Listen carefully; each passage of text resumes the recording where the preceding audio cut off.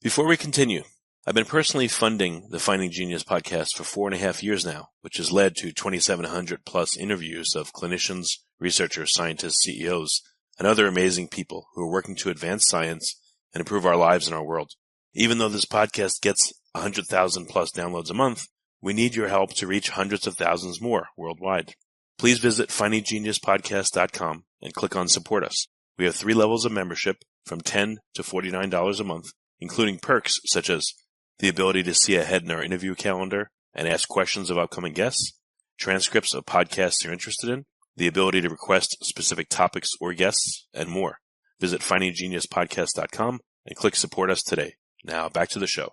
Before we get started, I have a quick favor. I've been self-funding the Finding Genius podcast for 5 years now. I've done over 3,000 episodes. And as you can see on YouTube, we're up over 1 million views on the channel, which is fantastic. The next thing I really want to push on is to get up to 10,000 subscribers, because once we do, we'll be able to put a donate button and we'll be able to solicit donations to help keep the podcast running and to also get the Finding Genius Foundation moving along. We have a big project studying anxiety, depression, and PTSD and working on a product to help people overcome these problems, because I've seen them explode recently after the last 2 years of the whole virus situation. So if you would, please subscribe to the podcast. That would help us tremendously. Give us a thumbs up and check in the description for Buy Me a Coffee. It's about $5. If you could buy me a coffee, I'd really appreciate it. It would help keep the channel going, and I love coffee. Thank you.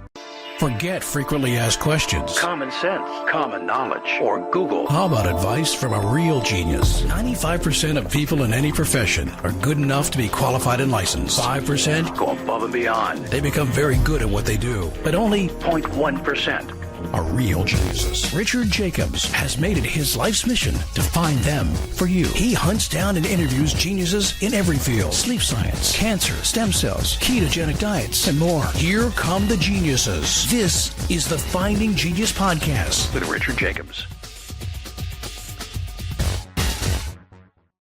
Hello, this is Richard Jacobs with the Finding Genius Podcast. I have a returning guest, Thomas Purifoy. He was one of the producers of Is Genesis History, which was like a really fantastic documentary that showed geological and some archaeological evidence for why the Bible appears to be corroborated with real events. He has a new movie out that we're going to talk about that's, again, a slightly different take that'll discuss some of the same issues, and we'll get into that shortly. But I want to welcome him back. Thomas, thank you for coming. Hey, it's great to be here. Yeah, that's again, just for people that haven't heard the previous interview, can you talk about a little bit about your background and then how Is Genesis History came to be? And then we'll go to the new movie. Sure. My background was, I've always been interested in science from a young child. I still remember a lot of these old great universe books I got. I grew up a kid in the 70s, and I had these fantastic books that showed all of these planets.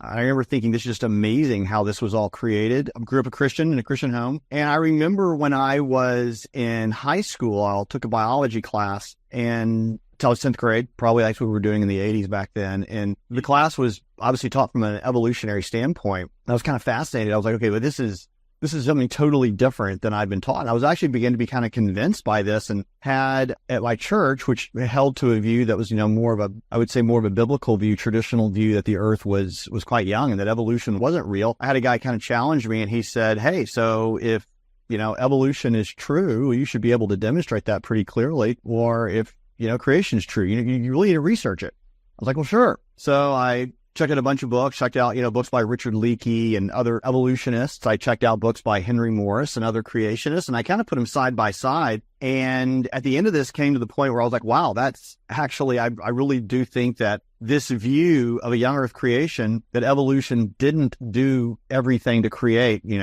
form, we'll say, all the animals and all the world around us, that just doesn't really hold water. And so I kind of accepted this, put it on the back shelf, so to speak. And so a handful of years ago, I guess by now it'd be about almost 10, but a conversation with my daughter, who at the time was actually 10 years old, she'd been introduced to evolutionary thinking and understood it. And she kind of had a lot of questions about it. But she said, it seems like this is just a different history, that what's going on here, that this is a totally different history of the world than is presented in the Bible. And that's what kind of led me to my first film, was recognizing that what really is going on is it's not a question of science. And a lot of times people want to put it as a scientific question, but it's really a question. It starts with history. And history is the sort of thing where it's just a very different world, and it kind of has its own world of authority. It's, we a lot of times will say, well, everything can be scientific, but there are a lot of things that empirical science can't always touch accurately. And things in the past and things in the deep past in some ways are more and more difficult for science to touch. A lot of it's forensic. A lot of you having a reconstruction of things, a lot of assumptions being made. So my journey kind of led me to start asking and interviewing a lot of scientists that did start with the Bible, book of Genesis being actual history. And these guys are creation scientists. And as creation scientists, there's a number of them. They're all of them quite interesting. I worked only with PhDs, and a lot of them have, PhDs from places like, Harvard and Northwestern and University of Australia. I mean, these are guys that are not, podunk folks that have kind of, shown up and gotten a little degree from some school. These are places like Cornell. What I saw with all these men was sort of they had been marginalized by these groups because they held by their own, meaning the groups, their own PhD communities, because they held to a view that was a little outside the mainstream, but they very much had developed a larger body of evidence demonstrating this. And that these views of looking at the Bible as a book of history had a lot of scientific evidence that well supported it. Things like a global flood, things like animals being created in unique genetic kinds, things like, as we'll be talking about today, that the earth has undergone enormous catastrophic transformations, and you just kind of have to look around to see it. And so that was what opened up my eyes, is that to quote Shakespeare, I believe it's Hamlet, after he had said his friend had seen the ghost, is that, there are more things in heaven and earth that are in your philosophy, Horatio. And I think that's a lot of what I realized, that when you start digging in, kind of the lines between what the Bible says, gives you the top level, but you start digging in deeper, you're like, whoa, there are some really interesting things in the world and some potentially really interesting things that happened in the past. So I hope that helps. It's kind of long-winded of how I got to my first film, and the second film sort of came out of that a number of years later. Well, yeah, tell listeners what was the theme of Is Genesis History? What did the film go over briefly? And then Mountains After the Flood, what is the new one's angle on it? Yeah, so our first film was sort of to give a 30,000-foot flyover in 360 degrees. So to mix metaphors, we basically went over in an hour and 40 minutes, 13 areas that ranged from geology, paleontology, taphonomy, which is the study of what fossils, but in the location they're found, astronomy, archaeology, biology, marine biology, all these areas, and looking at them from the perspective of Genesis being literal history. And so that was the first film, and it was very popular in theaters. It has continued to be popular. It's on YouTube and Amazon and lots of other sources right now you can watch for free. But one of the scientists that we interviewed, a guy named Dr. Andrew Snelling, his background actually was uranium. He's an Australian, and he'd worked in the Australian Geology Society for our community for a number of years. He had, in 2017, actually the same year we released this film, he had been doing some work at the bottom of the Grand Canyon on taking some samples on some very interesting rock formations. If people have been through the Grand Canyon, they've seen these, but there are some enormous, when I say enormous, like 10, 15, 20 stories tall, of folded rock layers. And they are just incredible. And literally, it's looking like Play-Doh. Imagine a bunch of stacks of Play-Doh, different colors right on top of each other. And you basically take one side of it and bend it down and then bend it over. So it's got kind of an S, shape to it. And they look like the mountains were Play-Doh, and they were folded. Yeah, exactly. So I guess they were Play-Doh, right? It's just like Play-Doh. So that is correct. And so what's interesting is that this folded strata, and strata is just, a layer of rock sedimentary rock that has solidified. What these strata, these layers of rock were, is that they're not just there, but really all over the earth. They are bent in really amazing contortions. Now, what makes them interesting in this particular case, what was interesting in the Grand Canyon, is these particular layers were part of what are called the Tappete sandstone, and conventionally dated, the Tappete sandstone is over 500 million years old. However, the folding action didn't occur in the conventional timeline until about 70 million years ago, 65 million years ago, in something called Valeramide orogeny. It was basically when the western United States was pushed up. And so you've got a gap of like 400 million years between these layers of rock. And here's what's interesting. it's not just the tapetes, it's all the layers of rock on top of it that go all the way up until you get to this period basically in the early Cenozoic. So you've got, hundreds of millions of layers of rock on top that are all folding simultaneously. And so the conventional view has always been, well, yes, we recognize these are folded, and yes, we recognize that hard rock doesn't really fold, it normally breaks. That's what faulting is. A fault is when two rock faces or pieces of rock have broken and then slide or they at least move in different directions relative to one another, but it's a break. The fold is very different. And what a fold would suggest is that you had pressure put on these rocks in different ways that caused the rock to contort. Or in this case, what Andrew and these guys would say, we don't think they were rock yet. So to make a bad joke, do you think that some of the scientists are secular to a fault? Yes, that is very good. Yeah, it's a very good bad joke. I would say that they were at fault. And here's something interesting. I would say they were at fault for being consistent within their paradigm. So it's always very important to me that I don't actually I think science and scientific thinking is far more complex. I think that the work of Thomas Kuhn and his paradigmatic thinking is super important. A lot of scientists don't love thinking this way, but where we realize that data is being interpreted within a paradigm to provide certain amounts of evidence. And I would suggest that evidence can be used in many different paradigms and actually be sort of effective, that because of our limited knowledge of things as very limited humans, I think that there's a lot of things we just don't know. And so, the perfect example of this is the geocentric view of the universe. And the geocentric view of at least the solar system, that the Earth is at the center of it. And it was a really effective, people circumnavigated the globe. They did all sorts of very effective things, predicted eclipses for 1,500 years. And yet people would say, well, it was wrong. And so what does that mean? If it's wrong, but it's effective, what does that tell us? And maybe it makes us think differently about the way science works. In this case, what I would say is the at fault is they knew in their view, the paradigm says the Tapete Sandstone is 500 million years old, plus 540. They knew in their view that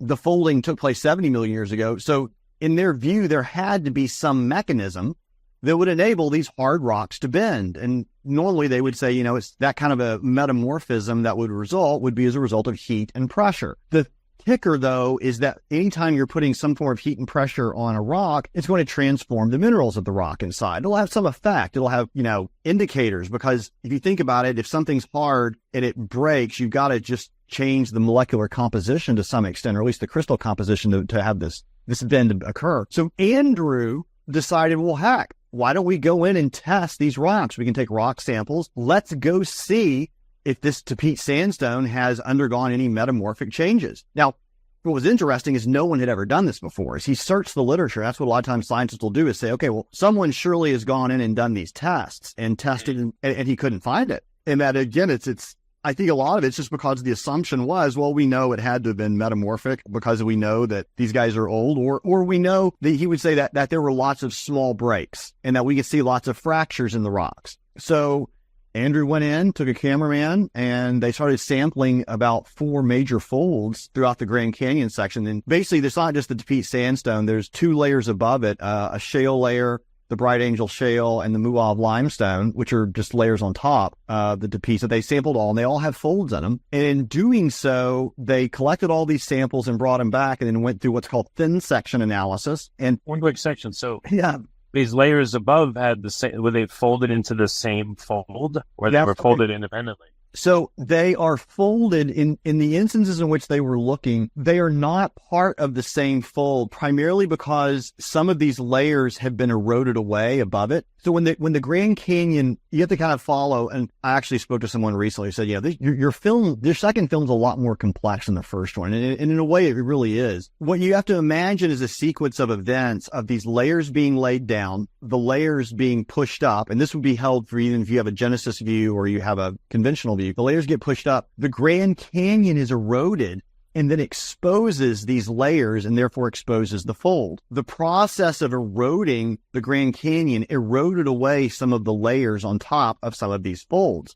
So for instance, the most famous Carbon Canyon fold, you can see how it's been bent at, a good 90-degree angle, but then the top of it looks like it's literally been just broken off and it was eroded away. So, but you can look at other spots and say, oh, I see where these, basically what this is called, it's called the East Kaibab monocline. You can see other places where those things have been bent.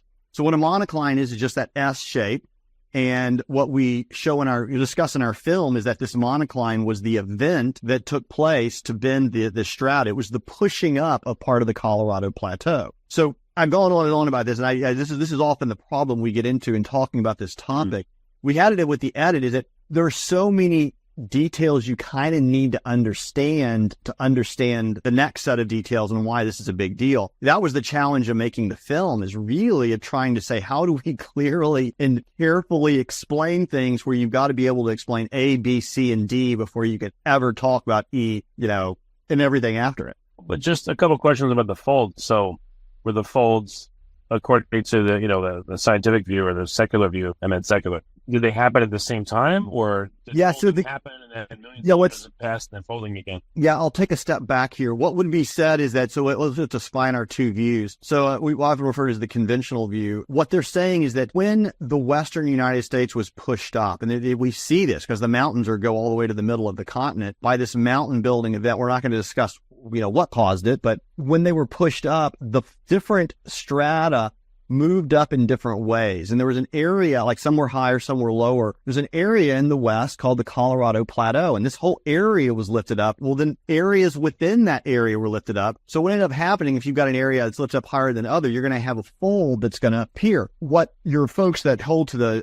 a Genesis paradigm, a view that holds the Genesis as history, would say this was after the flood, and that many of these strata layers were still soft. They were still entrained with water and still, because they've been recently laid down, during the flood. So this would have happened, toward the end of the flood and then right after the flood. So there hadn't been time for the rocks to lithify, to solidify. The conventional view would say, no, the rocks had solidified, but this folding that took place in this mountain building event, and there was a lot of pressure and heat. They were down low in many cases. Although not all cases, because some of the higher rock layers would have folded. And as a result, this pressure caused them either to crack in places or it caused them to fold under metamorphic heat and pressure.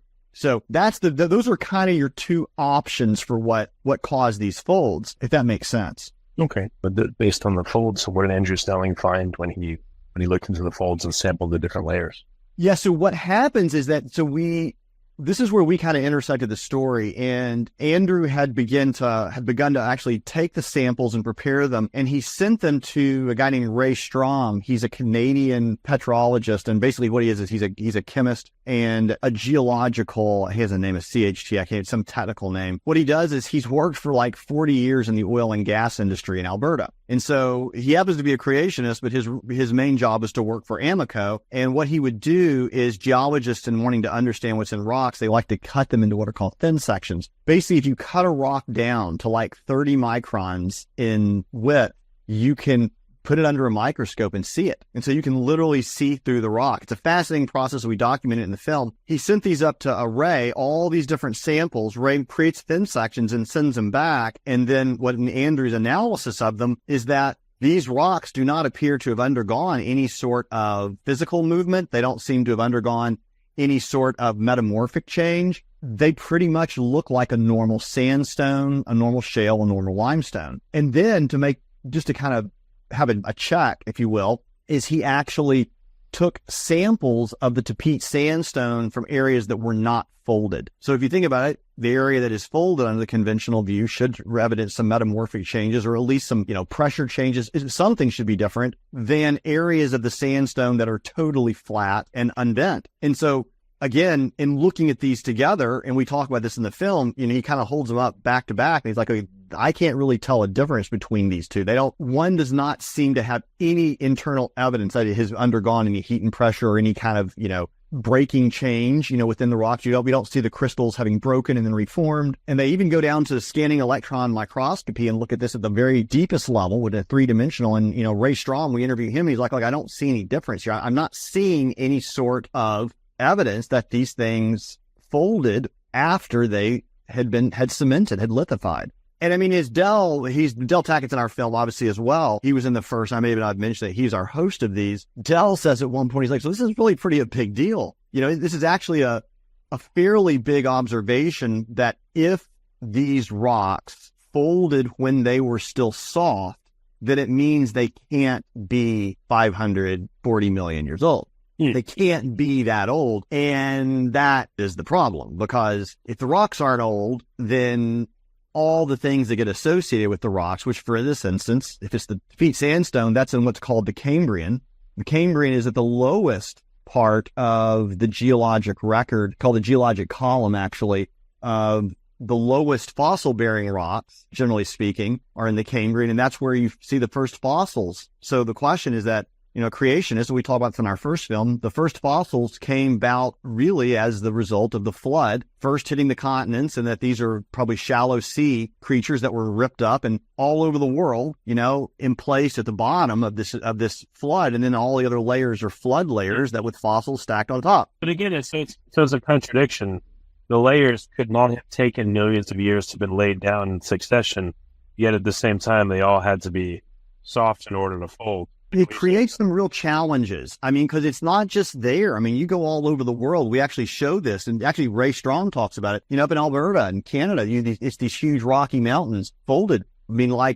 It's like soft taffy. Literally like Play-Doh. You look at these, you're like, we have one of these on our cover of our DVD, and I think it's called Mount Kidd. It's extraordinary. These are almost, 160 degree turns of these folds, and they're not breaking. And that's the big deal, is that, I've talked to other, conventional geologists who are like, no, there are lots of breaks in there. And I'm like, I've got these on film. I've got very close-up images of all of these folds, and you can tell there's not breaks real close to them. They're not like thousands of little cracks as they turn. It's just fascinating because the evidence is very, very strong. It's a complex, but the result is that if it is accepted, then someone has to throw out all of the hundreds of millions of years, and then everything else gets thrown out. It's a total overturning of the conventional paradigm, and that just can't be. It can't be accepted, because then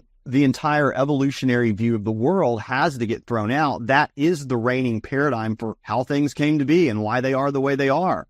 And if it's thrown out, there is nothing there to replace it from a conventional sense. It's just problematic. And so that's why I would say that the material, everyone should look at this. But that's why Andrew, he's done like 7 different, very in-depth technical papers to say, look for yourself. Here are all the thin sections. This is all my analysis.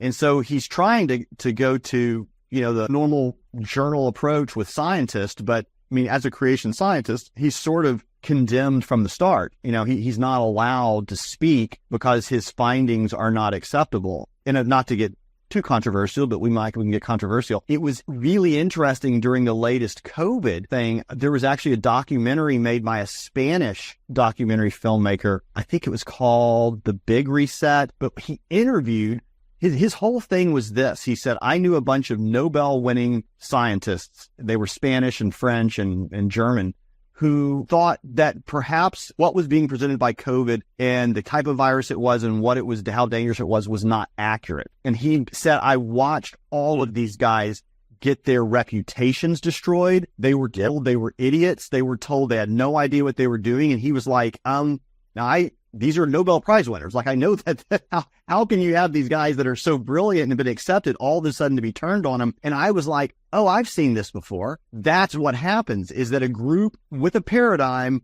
must destroy anyone who has a competing paradigm, because if that competing paradigm is true, then their view is totally undermined. And if they have, I won't impugn motives, but if they have motives to accomplish something with their paradigm, that goes away too. And I think that was the bottom line with that documentary. But I bring it up to say this is not unusual in scientific history. And that's why we really felt it was important to get this film out to reveal Andrew's research so that people could see that there is another side to this, and that there's actually, I would argue, compelling evidence that the evolutionary view of the world just really is not the best explanation for what we see in the world around us. Okay. So after the first movie came out, what kind of feedback did you get? Did you already have the current movie, Mountains After the Flood in mind? How did that come to be? And then we'll talk about what's in it. Yeah. So the first film was well accepted by folks who probably already held to this view. Over time, what we found is millions of folks have seen it at this point. And I think my sense has been, some feedback we've got is that it has convinced a number of people that perhaps this is a good model for Earth history. This idea of that the Bible is a book of history that's actually an accurate record of events, creation in 6 days, a fall, a global flood, a real Adam and Eve. However, when we made this, we did not have that film in mind. In fact, we were working on our Beyond is Genesis history because we had another, all of this footage we'd taken. So we made another 48 videos that were about 20 minutes each, 15 hours of material on YouTube. Yeah, so our Beyond is Genesis history goes into all of our film, we spend maybe 5-10 minutes with each scientist. In our Beyond series, we usually have probably an hour or more with each scientist. And we have a bunch of people about 3 or 4 guys we weren't even able to fit into the film that we include. Guys like, Stuart Burgess, he's one of the top mechanical engineers in Britain. Dr. Kelly he's a great theologian and brilliant. He writes our systematic theologies and does a lot of the history of religion and science. He's in it. And then again, all the extensive interviews. And that's all again on YouTube. We provided this material because we want people to be able to hear directly from the scientists. I feel like that's kind of my role, is just to give the scientists a platform so they can speak. But this next film. Who is Del Tackett? He looks like an old football player or something like that now is in a different industry. Like, what's just very quickly a bit about him? Del Tackett is brilliant and fantastic and fascinating. So Del is an Air Force officer and a lieutenant colonel in the Air Force. He retired. But what his last job, quite interestingly, is he worked for the first President George Bush in the White House. And he was an interface between President Bush and the cabinets. It's a position that they have one military guy gets chosen for. And he was it. And so Dell's background had been computer science, and he worked actually in NORAD, and famous, if everyone who's seen War Games. Oh, like deep in the mountain? Yep, deep in the mountain. That's where he worked. So if you've seen War Games, you know where Dell worked. And that was what he worked in. And he was a computer guy. And in that season of his life, got out of the military, went back to Colorado where he's living, worked to focus on the family, and developed the Truth Project, which was, millions of people have seen it. That was back in the early 2000s. Basically, it was a worldview series. I got to know Del a little after that, and we've been friends. And so when this project came about, I was like, Del, would you be willing to do this? Because Del is just so smart, and he's such a quick study. And he already, held this view of history of Genesis, but he could go with these scientists. They would respect him. He could speak their language, but Del's great gift is to make things simple, to make it easy to understand and to clarify. He's kind of this great everyman. And so he was willing to do the first one. It was great. These films would not be made without Del. He is essential to them. And then he came back and said, yeah, I'd love to do this with Andrew. And so he is in many cases I would say he's the hub around which everything else turns on these projects, that when Del's there, just everything works great. And he's able to kind of clearly explain what's going on, and it can help direct us to where we need to be going to talk about things. All right, great. Yeah, sorry to interrupt you, but okay, go ahead with now Mountains After the Flood. Where did that come from? And what's that? What does that cover? It was a film that came to us, and we did not come looking for it. So when Andrew Snelling did take a step back. Andrew Snelling had wanted to do this research in the Grand Canyon, and this does not come out in the film, but we will probably talk about it in some of our extra materials. He basically put a permit into the Grand Canyon National Parks to take these samples. Well, they know Andrew's name. He's a young Earth creationist, and so they denied him a permit to take these samples. Well, own deal. You're supposed to allow geologists all the time go through there to do this. And so what ended up happening is he appealed it. They still said no. So he went to Alliance Defending Freedom. A guy named Gary McCaleb, a very brilliant lawyer, got involved, and Gary pulled some freedom of information requests on emails that were sent. And it very quickly became this was worldview discrimination. And he pretty much, put this out to a judge, and the judge was kind of like, you got to let him take these samples. They quickly realized that they were basically just discriminating against him because they didn't like his paradigm. As I said before, this is the common view, is that we don't even want to let you to get evidence. We don't even let you to get the data because we already know that we're going to disagree with you. So, parenthetically, this is kind of how science has become today. This isn't just this area. There are a lot of areas of science that are kind of controlled by a group that has a certain paradigm, and anyone who disagrees is not allowed a voice. And everyone is kind of taught, oh, isn't science all the different voices coming up there? It may have once been that. That does not appear to be what it is today in many areas. Well, remember, the science is settled. Yep. Anyone who has lived through 2020, 2021 should have a certain skepticism that science with a capital S, just like religion with a capital R, is probably not anything real. And that there are lots of scientists with a lowercase s, lots of people who have different religions and religious beliefs, and that they all have a lot of different ideas out there. And scientists are very fallible, and they like to appeal as the priests to the great science, capital S, but, there is no real science like that. There's just a bunch of people who are trying to do their best to create models and work within paradigms to understand what I would say is a very complex creation, but they're very limited. And so that's what we realized. Again, on even your review, I've spoken to many thousands of scientists actually over the past 7 years. And they said, peer review, I have to review papers for other people. They review for me. So we kind of have this understanding. But they all said, if there's someone on the review board doesn't like you, your paper's not getting in. Doesn't matter what it gets in. Doesn't matter what it says. So peer review is BS too. That's the problem, is that a lot of these situations is that there is not a sense of, maybe there never has been, of neutrality, of a sense of saying, look, if you follow at least the rules, even if I don't agree with your findings, that, you have the ability to have some freedom of speech. And what's interesting, this is actually, I would be the first to say, I don't agree with everything all the scientists have said or done in my films and in some of the books we've published. But to me, it's super important that these scientists get to be able to say what they want with total authorial intent. They need to have integrity that, yes, that's what science is. It's putting together lots of ideas, many of which may not be the most accurate, but we have to do that to be able for the long-term truth to come out. And so I kind of have an older view of science, that God has created a world that's very complex, and that as humans, we realize we can only try to understand parts and pieces of it. And even when we think we've understood it, we may not have understood it fully, but that's the process that we're in as kind of created beings made in the image of God, is to do science in a way that works. But that's, another conversation. Andrew did get his permit. He did go down and do the samples. And the result was, though, they wanted a record of the samples being taken, so that if the Park Service came and said, oh, you did this wrong, they would have a video record of it. So the cameraman, a great guy, Hilton Metzger, works for Alliance Defending Freedom. He called us up. Andrew said, you got to call these guys. I've worked in a film with them before. They're going to know about cameras and such. So we have camera recommendations for him, what to take to the Grand Canyon. And then a few months later, we get a hard drive in our mailbox, and Hilton has said, hey, here's all our footage. Hope you enjoy it. And so we took it, and that's safe, and did nothing with it for 3 years. And COVID, a little before COVID, I started thinking, I wonder if there's a documentary there. Maybe it's a buddy film, guys going down the river together. Or maybe we didn't know what it was. I started to look at this material.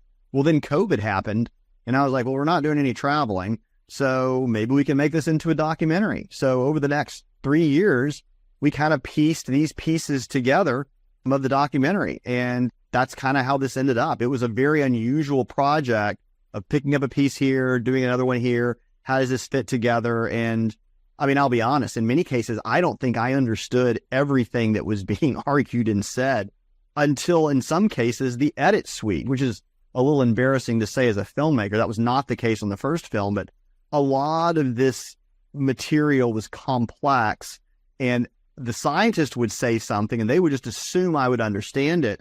And I would come back later and say, I don't think I really understood what you were really saying. Yes, they're not trained communicators either. So, well, it's just, every scientific discipline has its own vocabulary. And so when you talk about, soft sediment deformation in the East Kaibab monocline, and, you start using terms like this, you're like, okay, well, I sort of understand all those things, but much of this has been the need for me to educate myself. And I'm constantly reminded just of how little I understand about so many things, and especially how these disciplines are, they're complex. And there's a good reason these guys have PhDs, all PhDs. And this is the thing.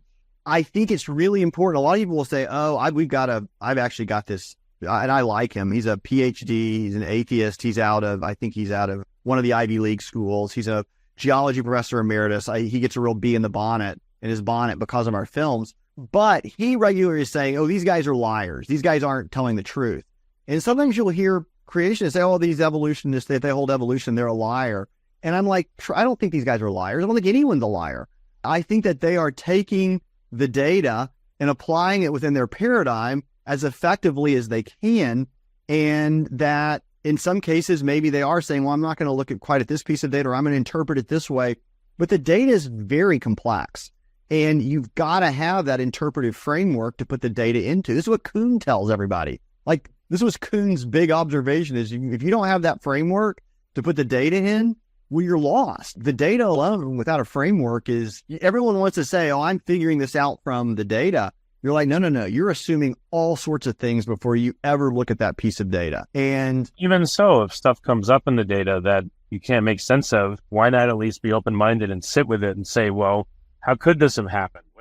What am I missing? What am I not including? But instead, it doesn't seem like that happens. Things are, assumptions started off, data is looked at and twisted or cherry-picked to suit a certain conclusion, and things are thrown away and not contemplated. I just think that's a mistake. Like, why not think, how does this reconcile? Does it reconcile? It's interesting. Yes, you're right. What's even more interesting to me is Kuhn wrote another series called Second Thoughts on Paradigms, because obviously the structure of scientific revolutions was so popular. And it's actually really worth reading. He kind of re-explores his idea of paradigm. One of the things he observes is, and he actually uses this as an example with geology and looking at a rock face, is he says young scientists are taught to see certain things. And so what's interesting when you think about it that way, it's literally they see these pieces of evidence and data and they interpret it within a grid they don't even realize they're using. And so yes, sometimes it may be a cherry picking. I would go so far as to say that it's subconscious, that if someone comes and says, I'm going to do a facies analysis of this, outcrop, they're going to be using terms and assumptions of facies development. And a facies just means face. It's what it's a 20th century development and how we're going to look at a rock outcropping. But they've got to bring all that to the table. And so Kuhn observes this pattern of passing from one older scientist to a younger scientist. How to actually think is what is so really powerful. That is literally, they just don't see things. And this is what we've been with these creation scientists. The creation scientists say, because we come from a different paradigm, we literally see things that have always been in front of people, but they've not really wanted to look at or not even thought to look at, kind of like going in and taking these samples. And it's that sort of, and this is why scientists do not like Kuhn, because they're like saying, well, what do you mean I don't see this? What do you mean, and Kuhn's like, you're doing normal science, you're doing it within your paradigm. And this weird psychological control that we all give to things, well, we know this in our own lives, you all of a sudden you'll be interested in a car and buying a car, and all of a sudden you see that car everywhere. That's selection bias. Then you're like, wait, why do I suddenly start seeing, that, Honda, and I haven't, surely there aren't more Hondas out being driven. That's a small example of how this selection bias subconsciously occurs. And a lot of philosophers of science and psychologists of science in the 20th century and early 21st, they love to explore this because and I think it's super fascinating, is how we influence our own conclusions by subconscious biases. Yeah, no, definitely makes sense. Like you said, even you had a certain outlook and level of understanding. And then when you saw this extra footage, you're like, oh, wow, there's a whole nother movie. Yeah. And this is really why we've landed on this idea of history versus science. I don't mean to say versus, but the discipline of history sits outside of science, meaning just to think about it, if we were to lose every written word that's ever been said about our past, we would have a very hard time reconstructing accurately things that happened in the past 100 or 200 years. So there are all kinds of things that we could find, implements. Maybe it's, you're going up and digging things up in the Champagne area of France and say, okay, I'm finding these, huge shells, but what did they come from? It's the idea that history that is passed on verbally through words that describe events is super important. And we don't realize how important it is But when you come to something like, the Mycenaeans, and I think they still haven't translated Linear B, I think that's it. We don't know the history of the Mycenaeans, even though it's been written because it can't be deciphered. If it wasn't for the Rosetta Stone, we wouldn't know a lot of the history of the Egyptians, or at least the hieroglyphics of their history. So I bring all this up to say that my view is that the history sits as its own authority, and it has an epistemological authority outside that of empirical science. And I believe that the Bible provides that epistemological authority based on history because that's what it claims to be. It's not that it's not scientific. It's like saying, well, is a love song scientific? And you're like, well, no, it's not. But I would actually rather have a love song and everyone pays lots of money to hear Taylor Swift sing than they are to go hear a psychologist explain a scientific dissertation on what love is. In a sense, the love song is more true because it's closer to reality. Does that make sense? We're overbearingly reliant on this scientific idea, and it's scientism. It's problematic. Okay. What else now has come to your mind, or how is your perception different after doing the second movie, The Mountains After the Flood? What things have you learned that were shockers to you or that helped fill in your view of history?